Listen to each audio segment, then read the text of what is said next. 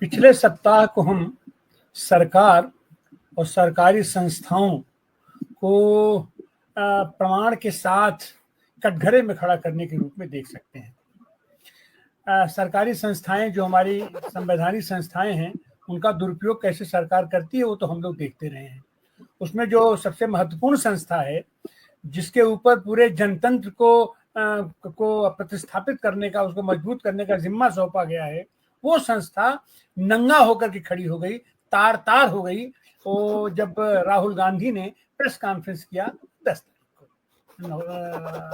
7 तारीख को, और उससे जो चीजें निकल के आई सामने, और अब उसके बाद थिथहरी ये है कि उसके बाद भी चुनाव आयोग कुछ भी मानने को, कुछ भी समझने को तैयार नहीं है। वो अभी भी कानून के अपने वो दिखाता है, ये हम नहीं दे सकते, इसको देने का प्रावधान नहीं है, उसको देने का प्रावधान नहीं है। लेकिन सच तो ये है कि तुम नंगे हो गए, तुम्हारे पास कोई जवाब नहीं है।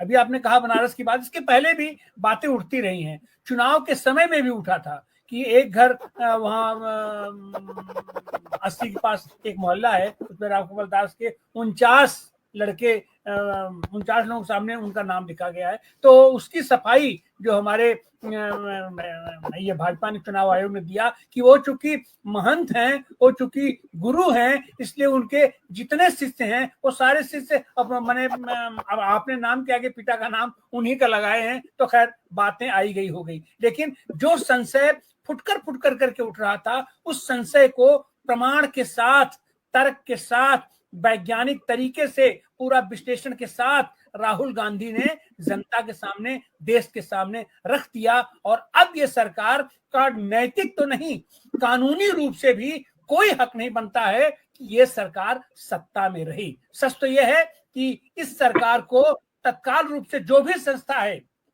संस्थाएं इस पर एक्शन ले सकती हैं, इनको तत्काल, इनको गैर कानूनी घोषित कर दिया जाना चाहिए। और दुनिया का इतिहास हमें बताता है, अमेरिका में कैसे हुआ, ब्रिटेन में कैसे हुआ, फ्रांस में कैसे हुआ, रूस में कैसे हुआ, चीन में कैसे हुआ, ऐसे तमाम जगह हैं कि ऐसी सरकारों को उलट दिया गया है, तख्ता पलट हुआ है, हिंसक तरीके से हुआ है, अहिंसक तरीके से हुआ है। अहिंसक तरीके से, संवैधानिक तरीके से ब्रिटेन में भी परिवर्तन हुआ, ये जो वो हुआ, और हिंसक तरीके से भी हुआ, रूस में हुआ, चीन में हुआ। तो हमारे देश में आखिर अब क्या इंतजार किया जा रहा है? और आज जिस तरीके से हुआ है, अगर हमारा एक सांसद भी कहीं जाता है, अगर हमारा कोई जनप्रतिनिधि जाता है, तो ये सरकारी दफ्तर का काम है, उसका प्रोटोकॉल होता है कि उसको खड़ा होकर के स्वागत करे, और जो कुछ भी कहता है उसका तत्काल उस पर एक्शन दिया जाए, उसको बताया जाए। और 300 सांसद एक साथ पहुंचते हैं, चुनाव आयोग पहुंचने की कोशिश करते हैं और उन्हें नहीं पहुंचने दिया जाता है, और उनकी बात का जवाब कोई नहीं देता है। चुनाव आयोग अपनी कुर्सी छोड़ करके भाग जाता है। उतना ही नहीं, चुनाव आयोग तो वेबसाइट भी बंद करके भाग गया है। अब इससे ज्यादा विभत्स तो और कोई चीज नहीं हो सकता। और इसमें ये सरकारी संस्थाओं का ये कैसे दुरुपयोग किए हैं वो तो अब तक करते रहे।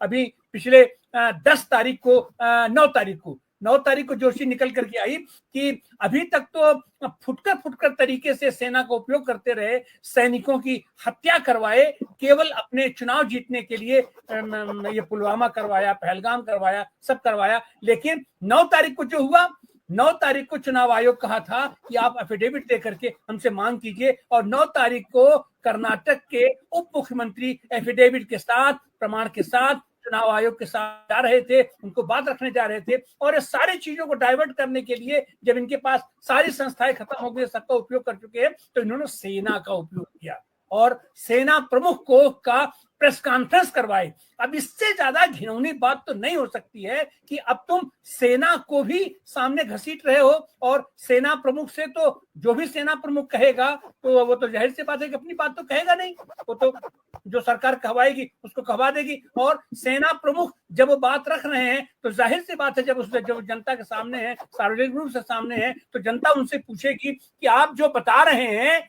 ये बताने का आपके पास प्रमाण क्या है?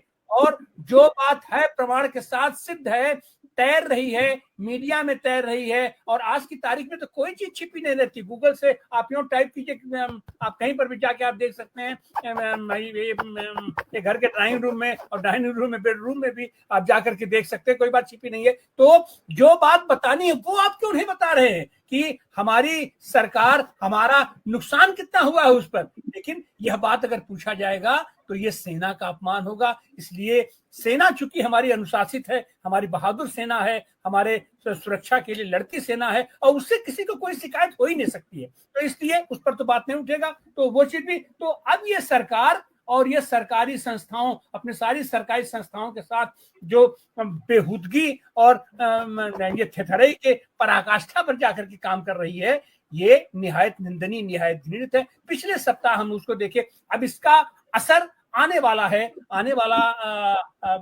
आगे के दिनों में है, क्योंकि जो भी पीछे आंदोलन होते रहे हैं, अब वो सारे आंदोलन तीव्र और तीक्ष्ण रूप से सामने आएंगे। और उसका एक उदाहरण तो 13 तारीख को देखने को मिलेगा, जब किसानों ने फिर दोबारा एक बड़ी कॉल दी है और मजदूर भी उनके साथ खड़े हैं। पूरे देश के पैमाने पर पूरे देश की व्यवस्था ठप करने की बात है। और इस बार यह आंदोलन केवल सड़क पर नहीं होगा, इस बार यह आंदोलन गांव गिराव में भी होगा, खेत खलिहान में होगा, पगडंडियों पर होगा, और संसद में भी होगा, विधानसभाओं में भी होगा। हमारे उत्तर प्रदेश की भी विधानसभा आज शुरू होने जा रही है, और वहां पर भी हंगामा हो रहा है और सारी बातें हो रही हैं, और ये सरकार भाग रही है और केवल भाग रही है। देखते हैं पिछले सप्ताह का ये असर आने वाले सप्ताह में कैसा होता है, आने वाले दिनों में कैसा होता है। और निश्चित रूप से बनारस भी उसका बना है। राहुल गांधी ने बनारस का भी जिक्र किया था, कल जो नहीं किया था। ये बहुत सारे मतदाता हैं,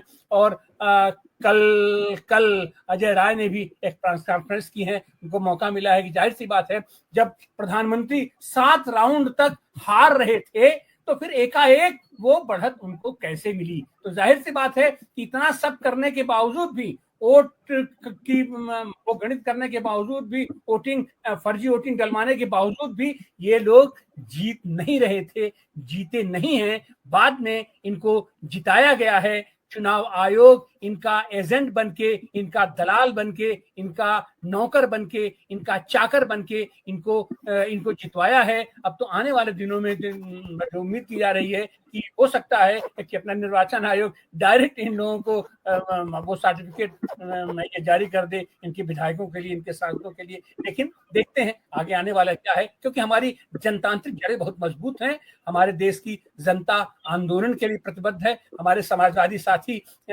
सड़कों पर लड़ने के लिए फिर एक बार नए तेवर के साथ सामने निकले हैं, जिसका प्रमाण आज दिखाई पड़ा है, लखनऊ में भी दिखाई पड़ा है, दिल्ली में भी दिखाई पड़ा है। और आने वाले दिनों में उम्मीद करते हैं, देखें क्या होता है। बहुत बहुत धन्यवाद। धन्यवाद तिवारी जी।